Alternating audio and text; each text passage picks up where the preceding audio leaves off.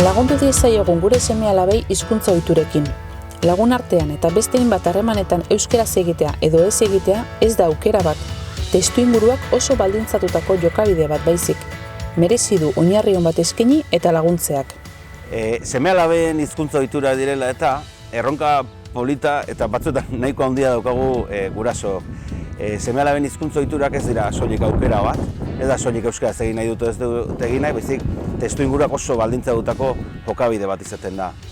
Guraso askok nahiko genuke gure seme-alabak hau biziak izatea, baino ezin ditugu seme-alaben hizkuntza ohiturak erabaki eta saiatu beharko duguna da oinarri on bat eskaintzen. Seme-alabei hizkuntza ohiturei dagokionez oinarri on bat eskaini nahi baldin badiegu, 3 arlo zaintza proposatzen dizuegu. Bat da euskara aberatsa eskaintzea, saiatzea etxetikan ahalik eta euskara aberatsena eskaintzen, ipuina kontatzea, abestea, irakurtzaletasuna sustatzea eta abar. Bigarrena izango litzake eredu on bat ematea seme-alabei, hau da hizkuntzei dagokionez guri seme-alaben hizkuntza ohiturak axola baldin bazaizkigu, ikus dezatela guk ere ahalegina egiten dugula gero eta harreman gehiagotan eta gero eta egoera gehiagotan euskaraz egiten. Eta hirugarrenik behar duguna da bizipenak eta erreferenteak eskatu behar dizkiegu eta ikusi behar dute euskara gauza askotarako, erakargarrietarako eta edozertarako balio duela. Beraz, guk 3 arlo horiek zaintzen baldin baditugu, asko errazagoa izango da gero beraiek ere euskararekiko jarrera aktiboak izatea. Eta gero bestalde saiatu gaitezke eguneroko harremanetan ere laguntzen. Eta horri begira, garbi dagoena da beti euskaraz egin behar diegula beraiei, baita euskaraz ez dakitenak aurrean daudenean ere, gu seme-alabekin ari baldin bagara, ez da edukazio txarrekoa beraiei euskaraz egiten, naiz da beste batzuk ez ulertu. Saiatu beharko dugu bestalde tartean sartzen, egoera batzuetan behintzat jolasten ari direnean, edo hainbat egoeretan tartean sartu eta gure eraginez laguntzen, eta orduan erderarako joera izan dezaketen egoera batzuetan gu laguntzen. Hitz egin dezakegu beraiekin hizkuntza ohiturei buruz ere, eta gure jarrera hori erakutsi, ikus dezatela gu nola jokatzen dugun, eta pixkat horrelako eredu on batzuk eskaintzen saiatu.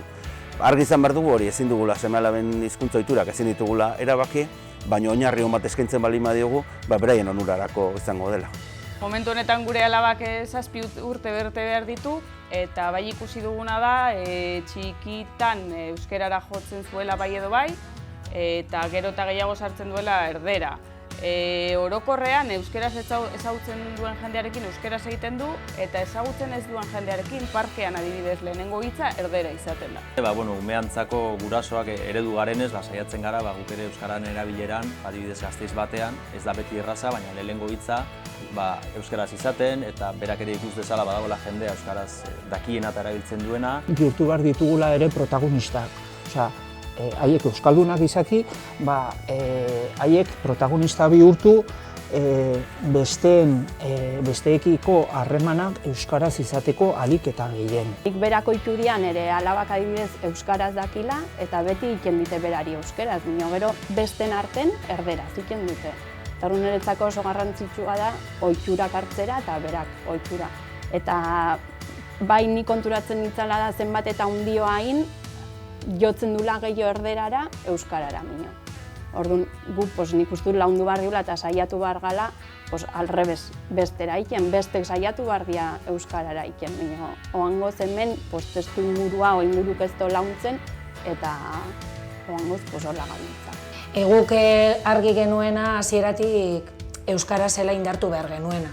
Egia da, aitit eta mamarekin erderaz egiten zenuela, baina euskara da egoerarik ahulenean daukaguna, orduan horregatik irakurtzen genuen gauero, horregatik erosten genituen CD-ak euskaraz, antzerkira, zenbat bider ez gara joan, antzerki euskaraz ikustera, horregatik udalekuak ondo aztertu genituen.